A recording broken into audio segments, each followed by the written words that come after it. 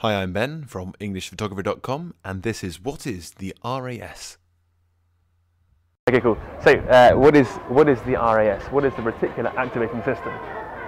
Now, essentially, it's part of our brain at the back, and what it does is it helps us interpret the way we see the world. So, if you see, for example, a 2-year-old, then they're sort of dawdling around, these little children around here. Everything is really fascinating to them because everything's new, and so they just wander around. Wow, you know, and the things that to us seem really, really familiar, like the bins here. They're like, oh, of course, you know, wow, look at these things, you know, look at these massive structures, and everything is new to them. So everything is very interesting, and we don't really see like this when we're walking around the streets. It's like checking the phone, you know, focused on the ground, not really looking around. And the reason for this is because we have the RAS, and what that does is actually helps us interpret the world. So, for example, when we're looking around, we do 3 things. The first is we generalize. Like if we're looking at this couple here, and we would just see a couple, and then another couple as well. So you can actually see the people, we're like, oh, 2 couples. You know, if we see more than a few couples, we're like, oh, there are some people. You know, if we see a car, it's like, oh, a car, oh, a taxi. But of course, each one is very, very different. So with the RAS, what we do is we generalize. We're like, oh, this thing, and we put it in like a platonic ideal of form.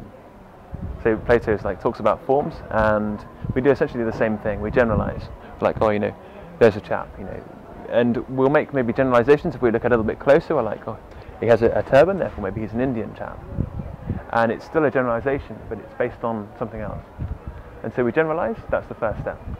Now the second step is we highlight what's important to us.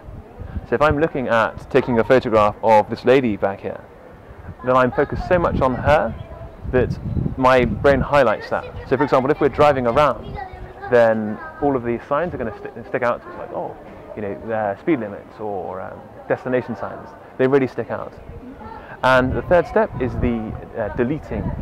So essentially there's a lot of information coming in that we can't process, and therefore we're just like, gone. We completely ignore it. And so if I'm looking around somewhere, and I'm looking at this lady with the hat, then I won't see perhaps the shop or the advertising on the shop, or I won't see the motorbike behind, or the signpost, or the graffiti up here. I essentially delete what isn't of use to me. So if we're at a party and all of the voices are going on and on and on, and we're listening to somebody else, we focus on them, we really focus on them, we highlight their voice, and then everything else we just fade into the background. Okay? So the RAS is a process. It's just we generalize, we highlight, and then we illuminate what's not important to us. Okay?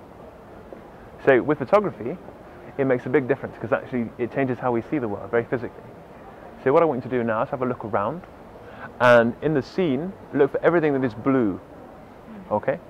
Now normally we're like just looking sort of this angle here, not really looking up, looking down, but my shirt is obviously blue, and this gentleman here is wearing a bit of blue. He's got a blue bottle on his bike. And so what you're looking for is everything that is blue in your scene. Whether that's up, whether that's down, everything that's blue. We've got some blue in the plastic bag here. And just look for everything that's blue. Okay, so when I close my eyes, I can say, hey, Remy's wearing a blue shirt. I've got a blue plastic bag here. I've got the person with the blue bottle on the bike coming up there. I've got the blue advertising. All with my eyes closed and being aware of actually what is blue. Okay, so let's start that now. Have a look around and tell me what everything is blue. And you can do this too. Have a look in the photographs here for everything that is blue. Just focus on blue. Really look at, for example, the obvious blue, such as the blue sky, and then also the blue reflections of the sky and the water, or the blue chairs, and all of the blue in this photograph.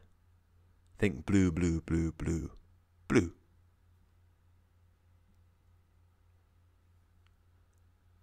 And again here. And then try and remember the colour. So when we look around, we see a lot of blue. So I want you to close your eyes now. Close your eyes, close your eyes, close your eyes. Now without opening your eyes, I want you to tell me everything in the scene that is red. Anything at all. Your shirt. Red bike. Okay, a red bike and my shirt. Anything else? Okay, cool. Open your eyes. Open your eyes. Have a look around. Have a look around. Okay, we've got this truck behind us. We've got a lot of red in the scene. I'm wearing, actually, as you said, a red shirt. Well noticed. And of course, the point about this is it's a trick. But the way it works is to actually have a very visual example of how we see the world. So if I'm looking for blue, I won't see red. If I'm looking for blue, I'll look at the blue car over there and not see the massive red van, because I'm focused so strongly on that blue. And it's not just the way we see colours and things, it's the way we see everything. So if I'm a naturally positive person, I'm like, oh wow, exciting. Everything is, everything that's positive sort of clicks in my mind. Everything that's negative, I completely ignore. And therefore everything is like, oh, the world is beautiful, the world is amazing, the world is amazing. And it's called confirmation bias in psychology. We see what actually already agrees with our preconceptions.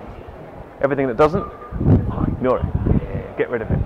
And so when we're seeing photography, we have a very objective view of the world in our minds, but actually it's very subjective. The camera has a properly objective view. If I take a photograph, what's in the scene appears in the camera. And so when you're taking a picture, say of this gentleman here, I photograph him, and I'm like, oh wow, I'll get a picture of this gentleman.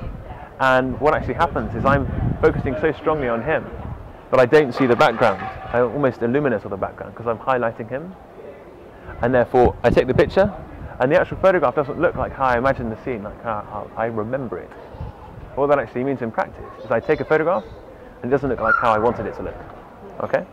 So what we need to do is actually do the job of the RAS, the Reticular Activating System, for us, for the camera. So to do this, we generalize. We say, okay, well, what are we photographing? Like if we're photographing Harry here, come forward, come forward. Then we're photographing Harry, and therefore we generalize him and we make sure that we're focused just on him. We also highlight him. So maybe we get a bit closer, maybe we zoom in, and he's therefore the most important thing in the photograph. And therefore we also try and illuminate. So normally if we're looking at Harry, we won't see all of the children and the chairs behind him, but the camera will. The camera will see everything. And so perhaps we move Harry to come over here. And now we have a much simpler background. If I'm photographing from here, it's just a very, very plain wall. And so in the photograph, it's very obvious what the actual subject of the photograph is. It's Harry. So what we're going to do now is go and practice this. We're going to practice this. We're going to find something that we're personally interested in photographing. We're going to be aware of what it is we're actually looking at, what it is that's attracted us to it, and then think, okay, what am I not seeing here? What am I not seeing in the background that actually is there, but I'm just ignoring it? So for example, if I'm looking at this scene here, it might be the Coca-Cola sign, it might be the metal awning up here, it might be the signpost or the bin, anything else. Things that are sort of the street furniture that we take for granted so much we just don't see anymore. Okay, so let's go and practice that. And here are the photographs again. So how did you do when you were looking for blue? And then actually found out you were looking for red. Does the red really strike you now? It's very obvious. Did it when you were trying to remember that red? We only see what we're looking for. We ignore almost everything else. Thanks to Hiromi from hiromitorres.com. All of the proceeds from the audiobooks bought at greatbigbear.com/audiobook will go towards a new microphone for our video projects.